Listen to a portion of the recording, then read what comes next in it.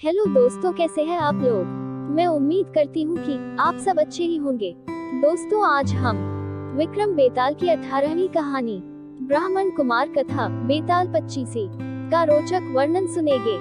बेताल का पीछा करते हुए राजा विक्रमादित्य शिशुपा वृक्ष के पास पहुँचे और किसी तरह बेताल को अपने कंधे पर उठाकर आगे बढ़ने लगे। पहले की तरह ही बेताल रास्ता बड़ा होने की वजह से राजन को कहानी सुनाने लगता है। बेताल कहता है, सालों पहले की बात है, जब उज्जैन नगर में राजा महासेन राज किया करता था। उसी राज्य में एक ब्राह्मण रहता था जिसका नाम वासुदेव था।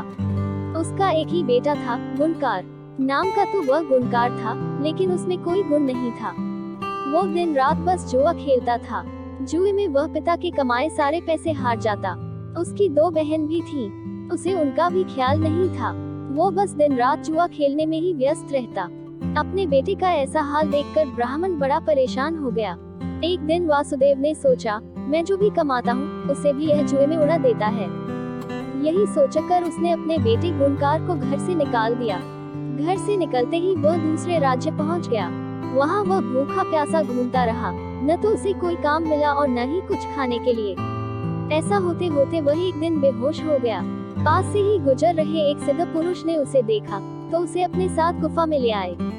होश में आने के बाद योगी ने लड़के से पूछा, क्या खाओगे। ब्राह्मण पुत्र कहता है, आप योगी हैं, आपके पास जो होगा आप वही खिला पाएंगे। मैं जो खाना चाहता हूँ शायद वो आपके पास न हो। इतना सुनते ही योगी ने कहा, तुम बस बताओ तुम्हें क्या खाने की इच्छा है।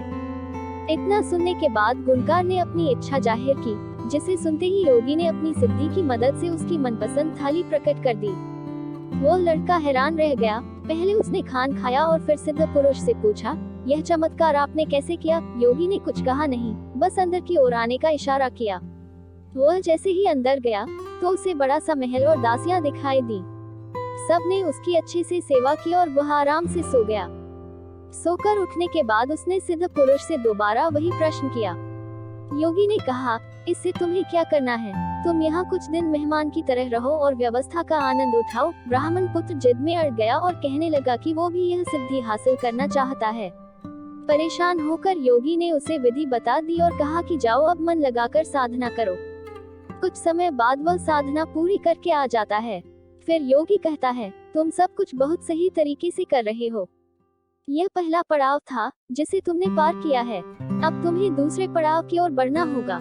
उसने कहा, मैं ऐसा ही करूँगा, लेकिन दूसरा पड़ाव शुरू करने से पहले मैं एक बार अपने घर जाना चाहता हूँ। सिद्ध योगी ने कहा, जाओ, जरूर जाओ। जाने से पहले ब्राह्मण पुत्र ने योगी से अपने परिवार के लिए तोहफे की मांग की। योगी ने अपनी सिद्धि से उसे खूब सारे तोहफे दिए।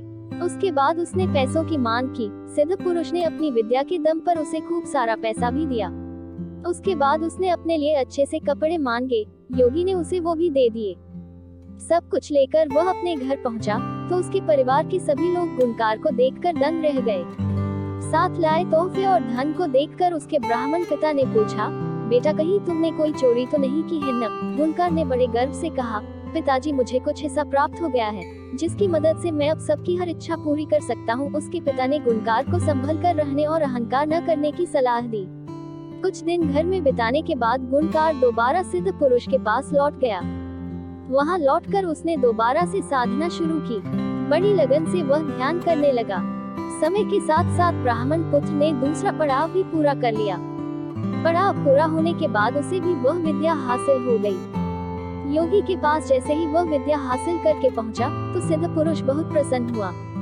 उसने गुणकार से कहा, तुमने अब विद्या हासिल कर ली है, आज तुम मुझे कुछ भोजन खिलाओ, मुझे भूख लगी है। यह सुनते ही ब्राह्मण पुत्र बेहद खुश हुआ और सिद्धि की मदद से मनचाहा भोजन हासिल करने के लिए मन में मंत्र पढ़ने लगा।